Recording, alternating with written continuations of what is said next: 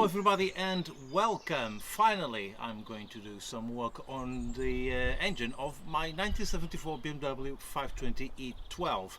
As you know, the head gasket is very likely to have been blown, and that means that it needs some engine work, specifically at the top end.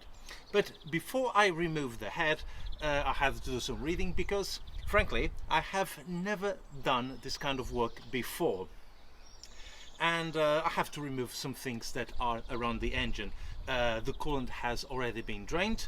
I have to detach these coolant hoses, remove the carburetors and possibly the intake manifold. It just makes the head a little bit lighter when it comes to lift it.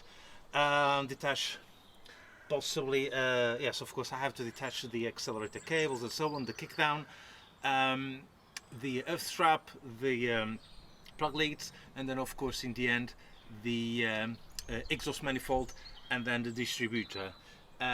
Before I do everything though, I have to make sure that the engine is at TDC, top dead center, so that the piston number one is fully on the top, so that when the engine, so that when the head work is done, it all is lined up, the timing is correct.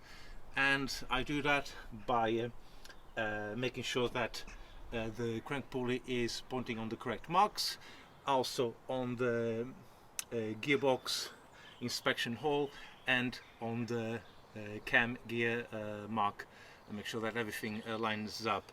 But first of all, that's just removing everything. Battery is already disconnected.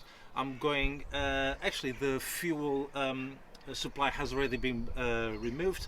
I have to remove the fuel return hose as well. I'm not going to film any of this because it takes quite some time, and quite frankly not many people watch these videos, so I need to get on with this because I don't have much time in order to crack on with the rest of the car. So I start to remove the air filter box and the vacuum pipe.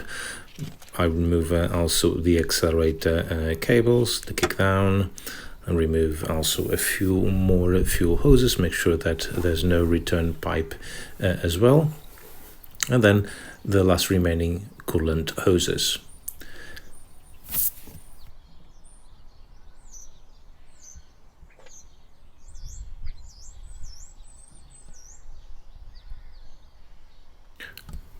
After I remove the remaining fuel hoses, it's time to remove the fuel pump, and that gives me extra access to remove the intake manifold. It does come out very easily, a tad heavy, but not a problem. Just one more coolant hose, which is attached to a splitter near the radiator, and here it is. Everything is off, and as you can see, a bit of carbon buildup on the intake. Now it's time to remove the valve cover gasket, and at this time I do try and set the engine timing, make sure that all the marks do line up, and also that the valves on cylinder number one are completely shut.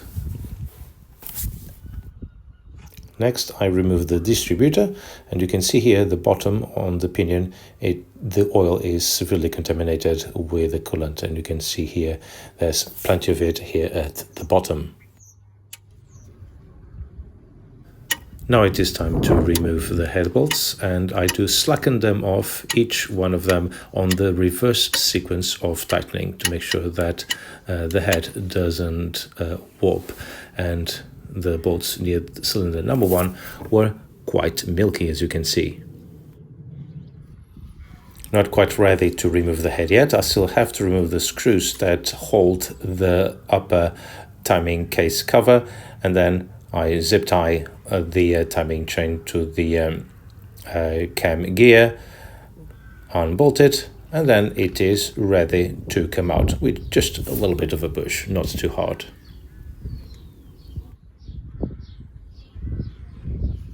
Now that you are sure that the timing chain won't drop, you just tap around the engine head with some love taps in order to help it to release. You just rock it back and forth, and it's ready to come off.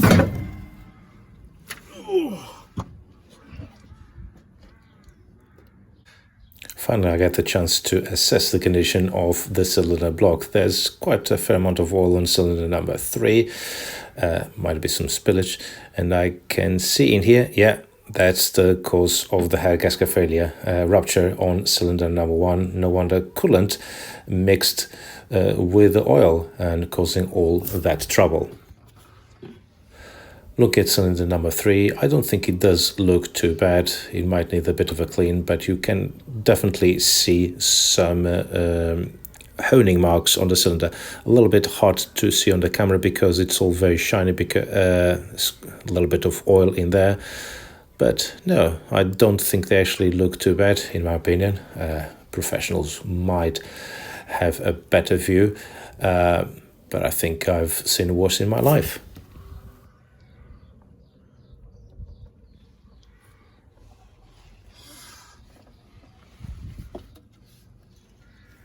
You can see that the head gasket has had it spin in this car, probably in this engine from new, and obviously due for a replacement. I've seen gaskets in far worse shape. This one doesn't seem to be burnt, but regardless, it's gonna go anyway. So there you go. Now that the head is off, we can have a very good look at it. And as you've seen on the previous images, there is an accumulation of coolant, and of course mixing the coolant with oil, it becomes a little bit milky. But you look at the camshafts and so on, things seem to be actually in pretty good shape. Also, according to other images as well, you notice that there is a substantial amount of carbon buildup, which I'm going to put on a close-up picture, but I think it is normal for this to happen in an engine of this age. And then this is the most important bit, and this is what I found. You see in here on cylinders 1, 2, 3 and 4, particularly more noticeable on cylinder number 1, and great accumulation of all the coolant residue and so on, and also some crystallization on cylinders number 2 and 3, not so much on cylinder number 4. And if we look underneath, you can see the actual state of underneath. Quite a fair amount of accumulation of old coolant on cylinder number 1, but not so much on cylinders number 2, 3 and 4. Fair amount of corrosion inside of old coolant, or water as I should say, that has accumulated over the years. And as you can see on the older head gasket, it has blown on cylinder number 1, and hence why coolant was escaping into the oil.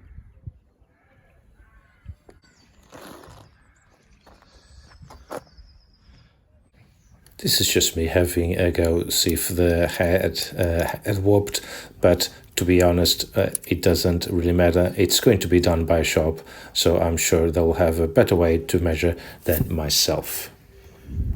So what's next? Basically, I'm going to send off the head to an engineering company who will carry out the reconditioning of the head. I did consider doing it myself, but I needed to buy a few extra tools, and I just simply don't have a suitable place to do it. I'm not really going to do it on the dining room table. That's a completely no-no.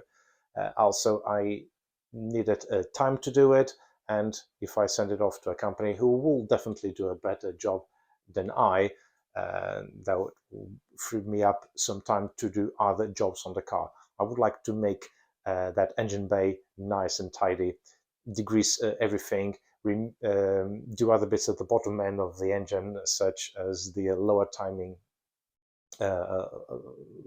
case, which is full of some weird hard glue that someone just slapped all over it in order to possibly stop any full leaks. Prep it nicely, making it looking clean and fully degreased, so that when the head goes in, everything will look nice and tidy. So that's what's going to happen next. I'm not going to do the head refurb myself for the reasons that I mentioned, and hopefully I can get this car back on the road in time for its first event, which is how long? 6 weeks away. Fingers crossed. Well, thank you very much for watching, and I'll see you in the next video. Take care.